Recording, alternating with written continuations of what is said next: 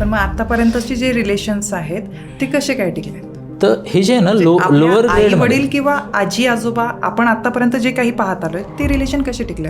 जुन्या काळच्या रिलेशनशिपमध्ये पती पत्नीच्या आयुष्यात पती आणि पत्नी हे एकमेकाच्या आयुष्यात 10-12% वर त्यांचं प्रपोर्शनच नव्हतं. आता इमॅजिन करा माझ्या आयुष्यातल्या रिलेशनशिप जसं मी चौकटीच्या आत येतो 100% रिलेशनशिप इनिशियल फेजमध्ये मूलबाळ व्हायच्या आधीचं म्हणतोय मी, आणि मूलबाळ झाल्यानंतर ही मेजॉरिटी रिलेशनशिप काय स्पाऊस सोबतच आहे. म्हणजे काय, तुम्ही तुमची सगळ्या प्रकारची इमोशनल बॉम्बिंग एकाच माणसाकडे टाकणार आणि तुम्ही सगळ्या प्रकारच्या इमोशनला सपोर्ट एकाच माणसाकडनं अपेक्षा करणार. कसं शक्य आहे? एक मुलगी लग्न होऊन एका जुन्या पद्धतीची जे टिकलीत म्हणतोय ना आपण त्याची, ती मुलगी होऊन लग्न होऊन एका घरात आली, तिला रडावं असं वाटतंय, तिच्याकडे 4 माणसं आहेत ज्याच्याकडे जाऊन ती रडू शकते. तिला एक्सप्रेस व्हावं वाटते, तिच्याकडे खूप सारी माणसं आहेत, तिला मोठी लोक पाहिजे छोटी पाहिजे. अच्छा, पुढच्या जबाबदाऱ्या ज्या काही तिच्यावर येऊन पडणार आहेत, इनिशियल इंटर्नशिप म्हणूयात, आणि पुढच्या पण त्या काही जबाबदाऱ्या तिच्यावर येऊन पडणार आहेत, त्याच्यासाठी तिला ऑलरेडी इन हाऊस ट्रेनिंग पण उपलब्ध आहे, सपोर्ट सिस्टीम पण उपलब्ध आहे.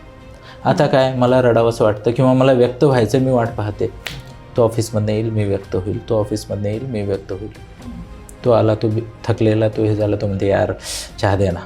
आता हिची अपेक्षा काय, माझा चेहरा बघून त्याने समजून घ्यावं मी दिवसभर उदास आहे. त्याची अपेक्षा काय, अरे मी थकून आलोय. का? सिंगल इमोशनल ड्रेनेज हा फार मोठा प्रॉब्लेम झालेला आहे आता.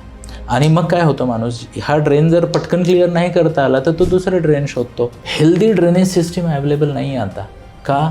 व्हिडिओ ॲक्सेस खूप आहे, रात्री अपरात्री कोणीही कोणाच्या बेडरूममध्ये एंट्री करून त्याला बघूही शकतो, त्याच्याशी गप्पा पण मारू शकतो. त्यामुळे बाउंड्रीज ज्या आहेत ना त्यांच्यासोबत फ्लर्टिंग वाढलेलं आहे. तर ही एक अशी ज्याला म्हणतो ना जुनी आणि नवीन सिस्टीम, यामध्ये हा बदल आहे.